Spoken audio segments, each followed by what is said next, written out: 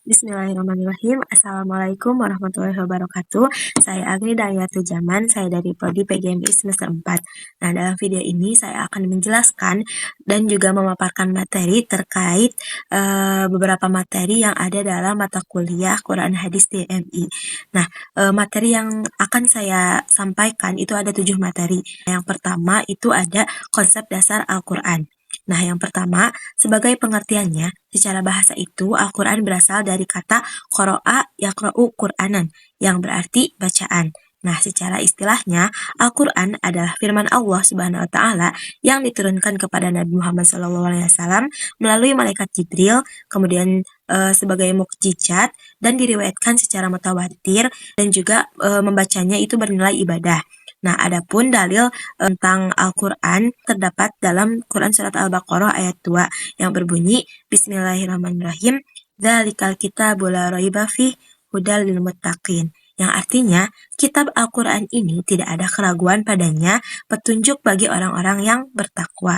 Nah, ada pula dalil dari hadisnya, yaitu saya mengambil hadis riwayat Bukhari yang berbunyi khairukum man ta'allamal Qur'ana wa 'allamahu, yang artinya sebaik-baik kalian adalah yang belajar Al-Quran dan yang mengajarkannya. Nah, ada pula nih contoh dalam kehidupan sehari-hari khususnya bagi anak SD ataupun remaja. Nah, yang pertama, ada membaca Al-Quran setiap hari. Misalnya nih ya, setelah maghrib kita itu dibiasakan untuk membaca Al-Quran baik 1 halaman maupun 2 halaman ataupun bahkan yang lebih gitu. Yang kedua yaitu mengamalkan isi Al-Quran seperti berkata jujur, karena dalam Al-Quran itu melarang untuk manusia itu untuk berbohong gitu. Yang ketiga, ada menghormati orang tua sesuai dengan Al-Quran tentang berbakti kepada orang tua. Dan yang keempat, berbuat baik kepada teman seperti tidak mengejek, tidak membuli, dan lain sebagainya. Kemudian menjadikan Al-Quran sebagai pedoman hidup. Nah, yang selanjutnya ada pula paparan analisis tentang konsep dasar Al-Quran ini, bahwa yang pertama, fungsi Al-Quran itu jika dilihat dari dalil yang saya bacakan tadi, dapat dianalisis bahwa Al-Quran itu memiliki fungsi utama. Yang pertama sebagai petunjuk hidup atau guidance, yang kedua sebagai sumber hukum, dan yang ketiga sebagai pedoman moral dan juga akhlak. Nah, ada juga nih relevansi dalam kehidupan Al-Quran yang tidak hanya untuk dibaca, tetapi juga harus dipahami maknanya dan juga harus diamalkan dalam kehidupan nyata. Nah, jika hanya dibaca tanpa diamalkan, maka tujuan diturunkannya Al-Quran itu belum tercapai secara sempurna. Nah, ada juga nih masalah yang sering terjadi dalam kehidupan sekarang. Nah, seperti banyak orang yang tidak bisa membaca Al-Quran, ataupun banyak orang yang bisa membaca Al-Quran tapi tidak memahami isinya. Ada juga yang paham tapi tidak bisa juga mengamalkannya. Nah, sebagai solusinya, belajar Al-Quran itu tidak hanya tajwidnya aja, tapi juga memahami dan juga mengaitkan isi Al-Quran itu dengan kehidupan sehari-hari kita. Seperti membiasakan praktik langsung, seperti misalnya jujur, disiplin, sopan, dan lain sebagainya. Nah, jadi kesimpulan dalam materi yang pertama ini atau konsep dasar Al-Quran ini bahwa Al-Quran adalah pedoman hidup umat Islam yang harus dibaca, dipahami, diamalkan, karena nilai utama Al-Quran itu bukan hanya pada bacaannya, tetapi pada pengaruhnya terhadap perilaku manusia dalam kehidupan sehari-hari. Nah, yang selanjutnya yaitu materi yang kedua, yaitu konsep dasar hadis. Nah, pengertian hadis secara bahasa yaitu al-hadis, yang berarti perkataan, kabar, atau sesuatu yang baru. Secara istilahnya, hadis adalah segala sesuatu yang bersumber dari Nabi Muhammad SAW, baik berupa perkataan, perbuatan, ketetapan, atau takrir maupun sifat beliau. Nah, ada pula nih dalil tentang hadis. Yang pertama dalil Al-Quran, yaitu terdapat dalam Quran Surat An-Nisa ayat 59 yang berbunyi Bismillahirrahmanirrahim Ya ayyuhalladzina amanu ati'ullaha wa ati'ur rasul, yang artinya wahai orang-orang yang beriman, taatilah Allah dan taatilah Rasul. Ada juga dalam hadisnya yaitu yang berbunyi man ata'ani faqad ata'allah, yang artinya barang siapa yang taat kepadaku maka ia telah taat kepada Allah. Nah, kemudian ada juga contoh dalam kehidupan sehari-harinya seperti cara sholat, di mana Al-Quran itu memerintahkan sholat, tetapi tata caranya itu dijelaskan dalam hadis. Yang kedua seperti adab makan, makan dengan tangan kanan dan juga membaca doa. Tentu itu juga ada hadisnya. Kemudian yang ketiga berkata jujur, di mana Nabi Muhammad SAW mengajarkan kejujuran dalam setiap perkataannya. Kemudian menghormati orang lain seperti tidak berkata kasar, tidak menyakiti teman dan lain sebagainya. Kemudian menjaga kebersihan, karena seperti yang kita tahu bahwa kebersihan itu adalah sebagian dari iman. Nah, ada juga nih analisis terkait materi ini. Yang pertama bahwa kedudukan hadis jika dilihat dari dalil yang saya sebutkan tadi dapat dianalisis bahwa hadis itu merupakan sebagai yang pertama sumber hukum kedua setelah Al-Quran. Yang kedua penjelas atau tafsir dalam Al-Quran. Yang ketiga petunjuk praktis dalam kehidupan. Nah, yang selanjutnya fungsi hadis, di mana hadis itu menjelaskan ayat Al-Quran, kemudian menegaskan hukum, kemudian juga menambah hukum yang belum ada dalam Al-Quran. Nah, sehingga relevansi dalam kehidupan hadis itu sangat penting karena yang pertama membuat ajaran Islam itu lebih jelas dan mudah dipraktikkan. Kemudian menjadi contoh nyata dari ajaran Al-Quran melalui kehidupan Nabi. Nah, masalah yang sering terjadi, yang pertama itu banyak orang yang mengandalkan Al-Quran tanpa memahami hadis. Kemudian juga ada yang mengikuti hadis tanpa memastikan kebenarannya. Nah, sebagai solusinya kita itu harus belajar hadis dari sumber yang terpercaya. Kemudian memahami isi hadis bukan hanya sekedar menghafal, tapi benar-benar memahaminya. Kemudian mengamalkan hadis dalam kehidupan sehari-hari, karena itu akan menjadi sebuah kebiasaan dan juga karakter bagi kita. Nah, jadi kesimpulan dari materi ini bahwa hadis itu adalah sumber ajaran hukum Islam kedua setelah Al-Quran, di mana hadis ini berfungsi sebagai menjelaskan, melengkapi, dan menjadi pedoman praktik kehidupan, sehingga Al-Quran dan hadis itu tidak bisa dipisahkan karena keduanya harus benar-benar dipahami dan juga diamalkan bersama. Nah, materi yang ketiga yaitu tentang urgensi pembelajaran Al-Quran hadis di MI. Nah, sebagai pengertiannya, urgensi ini berarti pentingnya atau suatu kebutuhan yang sangat mendesak. Nah, urgensi pembelajaran Al-Quran hadis di MI ini adalah suatu pentingnya proses pembelajaran Al-Quran dan hadis sejak usia dasar agar peserta didik itu memiliki fondasi keimanan, pembentuk karakter atau akhlak, kemudian pedoman perilaku sehari-hari, dan lain sebagainya. Nah, adapun dalil tentang pentingnya mempelajari Al-Quran dan juga hadis, yang pertama ada dalam Quran Surat An-Nahl ayat 125 yang berbunyi, Bismillahirrahmanirrahim, Ud'u ila sabili rabbika bil hikmati wal mau'izatil hasanah, yang artinya serulah manusia kepada jalan Tuhanmu dengan hikmah dan pelajaran yang baik. Nah, adapun dalil hadisnya yaitu hadis riwayat Bukhari yang berbunyi khairukum man ta'allamal Qur'ana wa 'allamahu, yang artinya sebaik-baiknya kalian adalah yang belajar Al-Quran dan juga yang mengajarkannya.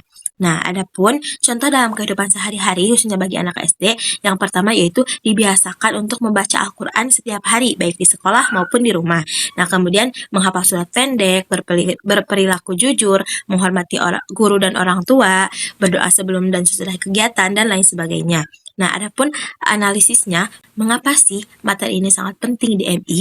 Nah, karena di MI ini usia mereka itu adalah usia pada fase golden age atau masa emas, di mana masa emas ini adanya pembentukan karakter sehingga anak itu mudah meniru dan juga membiasakan diri mereka.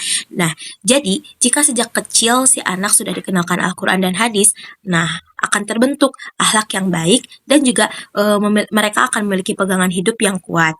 Nah, dampak jika tidak diajarkan sejak dini, nah, yang pertama, anak itu akan kurang memahami nilai agama, kemudian mudah terpengaruh negatif, dan juga tidak memiliki pedoman yang jelas. Nah, fungsi pembelajaran Al-Quran hadis di MI itu sendiri, yang pertama, untuk membentuk karakter religius, yang kedua, menanamkan nilai moral, yang ketiga, melatih kebiasaan baik sejak dini, yang keempat, membekali kehidupan dunia dan juga akhirat. Adapun relevansi dengan kehidupan modern di era sekarang, yaitu banyak pengaruh negatif seperti di media sosial, pergaulan bebas, nah, sehingga kita sebagai guru atau orang tuanya perlu untuk memfilter apapun itu yang akan dibagikan kepada anak-anak kita. Nah, di sini Al-Quran dan hadis itu akan menjadi benteng moral anak dan juga pedoman mana yang baik dan juga mana yang buruk. Nah, sehingga solusi agar pembelajaran itu efektif, yang pertama itu menggunakan metode menarik seperti cerita, permainan, ataupun praktik langsung. Yang kedua, mengaitkan materi dengan kehidupan nyata anak sehingga menjadi lebih kontekstual. Yang ketiga, yaitu memberi contoh langsung oleh gurunya ataupun orang tuanya. Nah, sebagai kesimpulan dari materi ini, yaitu pembelajaran Al-Quran hadis di MI itu sangat penting karena menjadi pondasi iman dan juga akhlak, kemudian membentuk karakter anak sejak dini dan menjadi pedoman hidup di masa depan bagi anak-anak. Kunci utamanya bukan hanya sekedar menghafal, tetapi memahami dan mengamalkan dalam kehidupan sehari-harinya. Materi yang selanjutnya itu materi yang keempat, yaitu tentang ruang lingkup materi Al-Quran hadis di MI. Nah, sebagai pengertiannya, ruang lingkup materi Al-Quran hadis di MI adalah suatu batasan dan cakupan materi yang dipelajari siswa terkait Al-Quran dan juga hadis, yakni meliputi kemampuan membaca, memahami, menghafal, serta mengamalkan isi kandungannya dalam kehidupan sehari-hari mereka. Nah, secara umumnya, itu mencangkup yang pertama, membaca Al-Quran dengan tajwid dasarnya, kemudian menghafal surat pendek dalam hadis, kemudian memahami arti atau kandungannya, dan yang keempat, mengamalkan nilai-nilai Islam dalam kehidupan mereka. Nah, adapun dalil tentang pembelajaran Al-Quran dan juga hadis, yang pertama ada dalam Quran Surat Toha ayat 114 yang berbunyi, Bismillahirrahmanirrahim, wa qur rabbi zidni ilma, yang artinya, dan katakanlah ya Tuhanku, tambahkanlah aku ilmu. Nah, yang selanjutnya ada dalil yang kedua, yaitu dari hadis riwayat Tirmizi yang berbunyi, naddarallahu mra'an sami'a minna haditsan fahafidhahu, yang artinya, semoga Allah mencerahkan wajah orang yang mendengar hadis dari kami, lalu ia menghafalkannya. Nah, adapun ruang lingkup materi atau isi pembelajaran di MI, yang pertama dalam aspek Al-Quran, isinya yaitu membaca huruf hijaiyah dan tajwid dasar, kemudian menghafal surat pendek atau juz amma, dan yang ketiga memahami arti sederhana ayat. Adapun dalam aspek hadis, yang pertama menghafal hadis pendek, kemudian memahami makna hadis, dan mengamalkan isi hadis. Adapun dari aspek akhlak, yaitu seperti jujur, disiplin, sopan santun, hormat kepada orang tua dan guru, di mana semua aspek itu tuh saling berkaitan, tidak terpisah. Nah, adapun contoh dalam kehidupan sehari-hari anak, yaitu yang pertama, membaca Al-Quran dengan tartil, di mana itu dilatih baik di kelas maupun di rumah. Kemudian yang kedua, menghafal surat pendek seperti Al-Ikhlas, Al-Falaq, An-Nas, dan mereka mampu menggunakan surat-surat tersebut dalam mereka sholat. Kemudian mengamalkan hadis tentang kebersihan. Nah, mereka bisa sehingga seperti mengamalkan hadis tentang kebersihan sehingga mereka mampu menjaga kebersihan di kelas maupun di rumah. Kemudian berperilaku jujur, di mana contohnya seperti tidak mencontek saat ulangan. Kemudian menghormati guru seperti selalu mendengarkan guru ketika guru menjelaskan. Nah, analisisnya yang pertama, keterpaduan materi. Nah, ruang lingkup ini tidak dapat berdiri sendiri. Si anak membaca berarti mereka memahami, kemudian anak memahami berarti mereka mampu mengamalkan. Nah, jika hanya membaca tanpa memahami, maka pembelajaran itu akan menjadi kurang bermakna. Kemudian dilihat dari kesesuaian dengan usia anak di MI, maka materi itu harus disusun secara yang pertama sederhana dan juga bertahap, yang kedua sesuai perkembangan kognitif anak, dan juga lebih banyak praktik daripada teori karena mereka masih anak-anak. Kemudian tantangan yang terjadi di usia mereka, yang pertama anak hanya fokus pada hafalan tanpa pemahaman. Yang kedua, kurangnya keterkaitan dengan kehidupan nyata. Kemudian yang ketiga, metode pembelajarannya itu kurang menarik. Sehingga solusinya yang pertama, gunakan metode aktif seperti cerita, permainan, praktik, dan lain sebagainya. Kemudian mengaitkan materi dengan kehidupan sehari-hari. Dan yang selanjutnya itu berikan contoh nyata dari guru yang menjelaskan. Kemudian dampak positifnya yaitu jika ruang lingkup ini diajarkan dengan baik, nah anak akan memiliki dasar agama yang kuat, terbentuk akhlak mulia, dan mampu menerapkan nilai Islam dalam kehidupan mereka masing-masing. Sehingga kesimpulan dari materi ini yaitu ruang lingkup materi Al-Quran hadis ini meliputi yang pertama membaca, menghafal, memahami, dan juga mengamalkannya. Nah, keempat itu harus berjalan secara seimbang agar tujuan utama itu tercapai, yaitu membentuk anak yang beriman, berilmu, dan berakhlak baik dalam kehidupan sehari-hari. Materi yang selanjutnya yaitu yang kelima, yaitu tentang karakteristik peserta didik di MI dalam pembelajaran Al-Quran Hadis. Nah, sebagai pengertiannya, karakteristik peserta didik di MI ini adalah suatu ciri-ciri perkembangan anak kurang lebih 6-12 tahun yang mempengaruhi cara mereka belajar Al-Quran dan Hadis meliputi aspek kognitif, emosional, sosial, dan juga spiritual. Nah, ciri umum anak ini yang pertama, suka meniru atau imitatif. Yang kedua, aktif dan senang bermain. Yang ketiga, berpikir konkret. Keempat, mudah menghafal. Yang kelima, mulai memahami nilai benar dan juga salah. Nah, adapun dalil tentang pendidikan anak yaitu terdapat dalam Quran surat An-Nahl ayat 78 yang berbunyi Bismillahirrahmanirrahim. Wallahu akhrajakum min butuni ummahatikum la ta'lamuna syai'a wa ja'ala lakumus sam'a wal absara wal af'idata la'allakum tashkurun. Yang artinya, dan Allah mengeluarkan kamu dari perut ibumu dalam keadaan tidak mengetahui sesuatu apapun, lalu Dia memberi kamu pendengaran, penglihatan, dan hati agar kamu itu bersyukur. Nah, di sini anak itu berkembang secara bertahap. Nah, perlu nih pendidikan sesuai tahap usianya.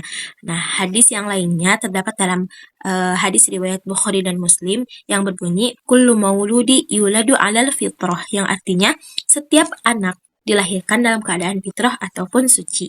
Nah, adapun karakteristik peserta didik di MI dalam pembelajaran Al-Quran Hadis, yang pertama dilihat dari aspek kognitif. Mereka itu berpikir konkret atau butuh contoh nyata. Kemudian mereka itu mudah menghafal sehingga cocok untuk hafalan surat dan juga hadis. Nah, dilihat dari aspek afektif atau sikapnya, mereka itu suka dipuji dan juga suka dihargai. Kemudian mereka juga mudah meniru perilaku guru. Kemudian dilihat dari aspek sosialnya, mereka itu senang belajar bersama ataupun kelompok, dan juga mereka itu suka bermain dan juga berinteraksi. Nah, ada juga dari aspek spiritualnya, mereka itu mulai mengenal Tuhan dan juga mudah diarahkan pada kebiasaan untuk beribadah. Kemudian contoh dalam kehidupan sehari-hari, mereka itu bisa meniru bacaan guru saat membaca Al-Quran, kemudian juga menghafal surat pendek dengan lagu, karena anak itu suka aktivitas yang menyenangkan. Nah, yang ketiga, belajar hadis itu melalui cerita, sehingga mereka itu lebih mudah memahami dibanding penjelasan yang abstrak. Yang keempat, praktik langsung ibadah, misalnya praktik wudhu, sholat, dan lain sebagainya. Kemudian yang kelima, meniru akhlak guru, di mana guru ramah, maka siswa pun akan ikut bersikap ramah. Nah, selanjutnya itu analisisnya. Dilihat dari implikasi terhadap pembelajaran. Yang pertama, karakteristik anak MI itu menuntut pembelajaran. Yang kedua, konkret atau banyak contoh nyata. Yang ketiga, aktif atau melibatkan siswa. Yang keempat, itu tentu menyenangkan, sehingga pembelajaran itu tidak monoton. Nah, jika hanya ceramah, maka anak itu akan mudah bosan dan juga kurang memahami suatu pembelajaran. Nah, jadi peran guru itu sangat penting karena anak itu suka meniru. Jadi guru itu harus menjadi suri tauladan atau role model, di mana perilaku guru itu lebih berpengaruh daripada kata-katanya sendiri.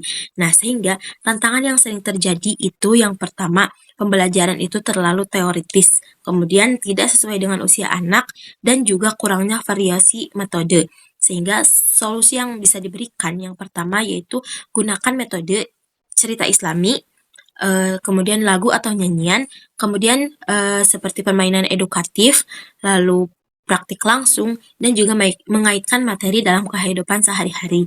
Nah, dampak jika sesuai karakteristik anak dalam pembelajaran itu, yang pertama, anak akan lebih mudah memahami, kemudian hafalan mereka menjadi lebih kuat, karena akan selalu teringat-ingat, kemudian ketiga itu, nilai agama lebih tertanam, dan juga yang terakhir, terbentuk akhlak yang baik. Nah, sehingga kesimpulan dari materi yang kelima ini, bahwa karakteristik peserta didik di MI itu yang pertama, suka meniru, yang kedua, aktif, yang ketiga, berpikir konkret, dan yang keempat, mudah menghafal. Nah, oleh karena itu, pembelajaran Al-Quran Hadis itu harus menyenangkan, konkret, dan penuh keteladanan, agar tujuan pendidikan yaitu iman dan juga akhlak akan tercapai secara optimal. Materi yang selanjutnya, yang keenam, yaitu pendekatan dan model pembelajaran Al-Quran Hadis di MI. Nah, pengertiannya, yang pertama, pendekatan pembelajaran. Pendekatan adalah sudut pandang atau cara umum guru dalam menyampaikan pembelajaran agar tujuan itu tercapai. Nah, dalam Al-Quran Hadis di MI, pendekatan yang umum itu yang pertama ada religius, di mana ini menanamkan nilai dan juga iman. Kemudian yang kedua, saintifik.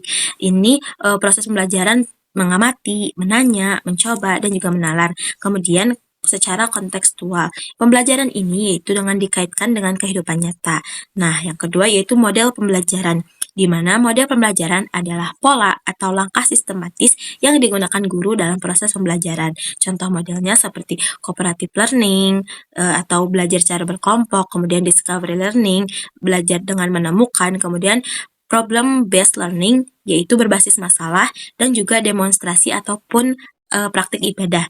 Nah, adapun dalil tentang metode atau pendekatan pelajaran, yang pertama ada dalam Quran Surat Al-Baqarah ayat 269 yang berbunyi Bismillahirrahmanirrahim, yu'til hikmata may yasha, yang artinya Allah memberikan hikmah kepada siapa yang dia kehendaki. Nah, artinya guru itu harus memiliki kebijaksanaan dalam memilih suatu metode pembelajaran, maka Allah akan mempermudah semuanya. Nah, yang kedua ada dalil hadis dari riwayat Bukhari yang berbunyi khatibun nasa ala qadri uqulihim, yang artinya berbicaralah kepada manusia sesuai dengan tingkat kepahaman mereka. Nah, artinya metode itu harus disesuaikan dengan usia dan juga kemampuan seorang anak di kelas bawah.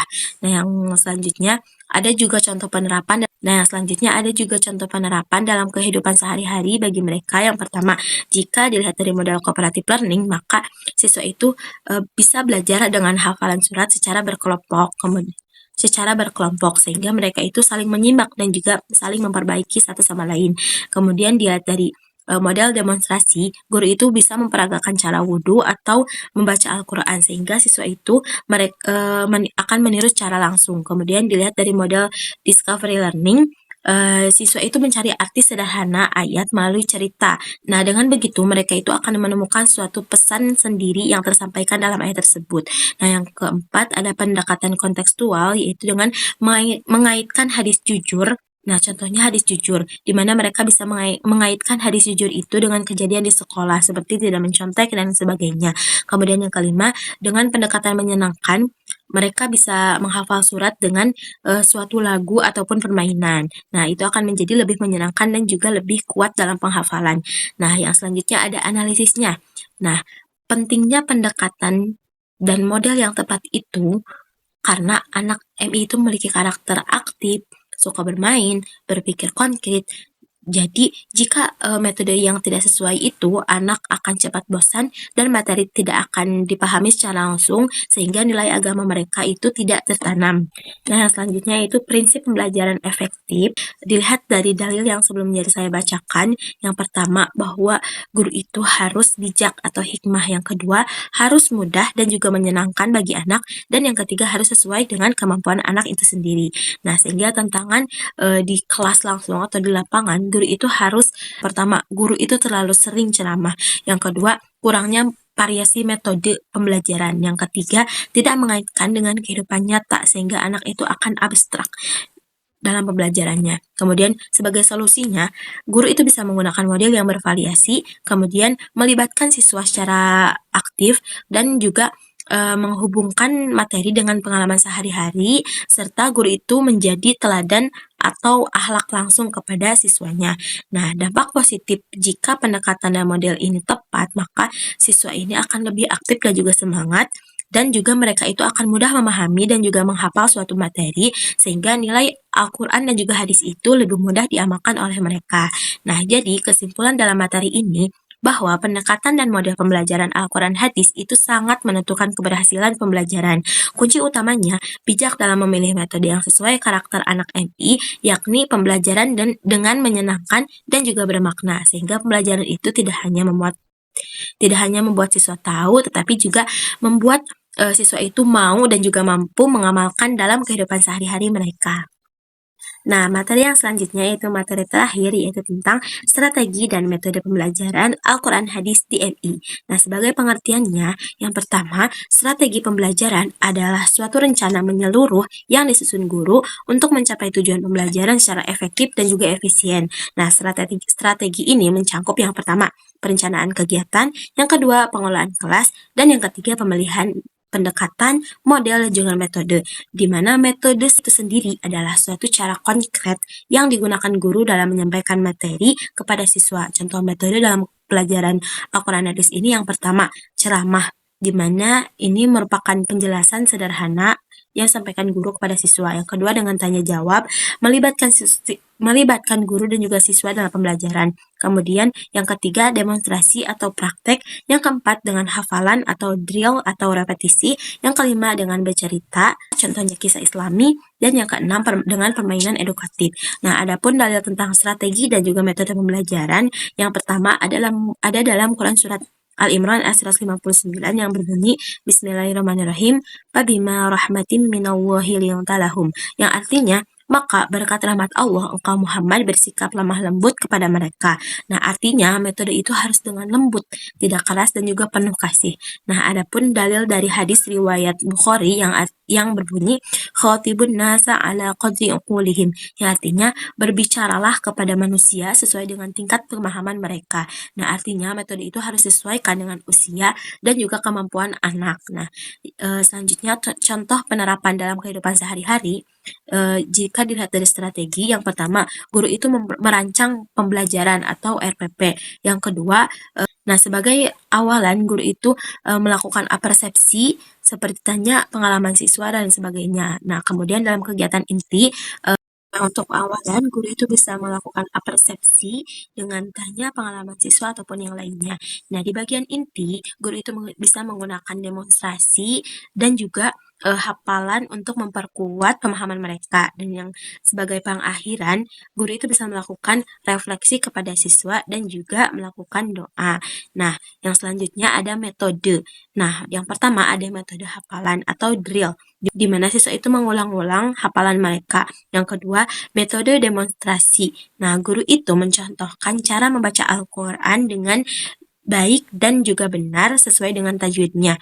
Nah, yang ketiga dengan metode cerita seperti kisah Nabi untuk menjelaskan hadis tentang kejujuran misalnya.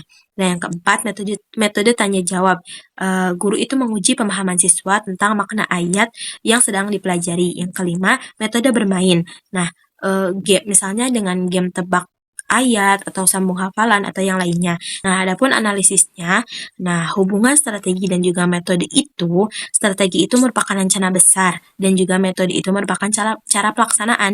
Nah, jika strategi baik tapi metode yang digunakan tidak tepat, maka pembelajaran akan kurang efektif karena keduanya itu saling berkaitan. Nah, dilihat dari kesesuaian dengan karakter anak MI itu suka bermain, aktif, mudah bosan, sehingga metode suatu pembelajaran yang variatif, menyenangkan, dan juga melibatkan siswa. Nah, adapun tantangan yang sering terjadi, yaitu guru itu hanya menggunakan metode ceramah, sehingga siswa itu menjadi pasif, dan nantinya suatu hafalan yang mereka hafalkan itu tanpa pemahaman mereka sendiri. Nah, sehingga solusi yang bisa digunakan yaitu yang pertama mengkombinasikan berbagai metode, kemudian menggunakan media seperti audio, visual, dan juga permainan, dan selanjutnya mengaitkan materi dengan kehidupan nyata dan juga memberikan praktik langsung. Nah, sehingga dampak positif jika strategi dan metode yang tepat itu, yang pertama siswa lebih aktif dan juga senang, sehingga akan lebih semangat dalam pembelajaran.